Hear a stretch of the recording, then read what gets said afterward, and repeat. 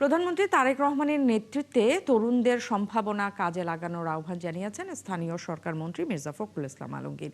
বিকেলে আহসানুল্লাহ বিজ্ঞান ও প্রযুক্তি বিশ্ববিদ্যালয়ে বিতর্ক প্রতিযোগিতায় তিনি বলেন, পরিকল্পনা অনুযায়ী কাজ করছে সরকার, তবে রাতারাতি সবকিছু বদলে যাবে না। তরুণদের ধৈর্য ধরার আহ্বানও জানান তিনি। বড় বড় চ্যালেঞ্জ রয়েছে, যে সেই চ্যালেঞ্জগুলোকে মোকাবেলা করে রাতারাতি সবকিছু হয়ে যাবে এটা মনে করার কোনো কারণ নেই। কিন্তু একই সঙ্গে আমরা অত্যন্ত আশাবাদী হয়ে উঠেছি। আশাবাদী উঠেছি এই জন্যে যে আমরা দেখতে পাচ্ছি যে আমাদের তরুণরা তাদের যে ক্ষমতা নিয়ে, তাদের দেশের প্রতি যে ভালোবাসা দিয়ে তারা যে একটা অসম্ভবকে সম্ভব করেছে, একটা ফ্যাসিবাদকে হটিয়ে দিয়ে একটা গণতান্ত্রিক পরিবেশ সৃষ্টি করেছে, উদার একটা গণতান্ত্রিক ব্যবস্থাকে প্রতিষ্ঠা করার সুযোগ এনে দিয়েছে।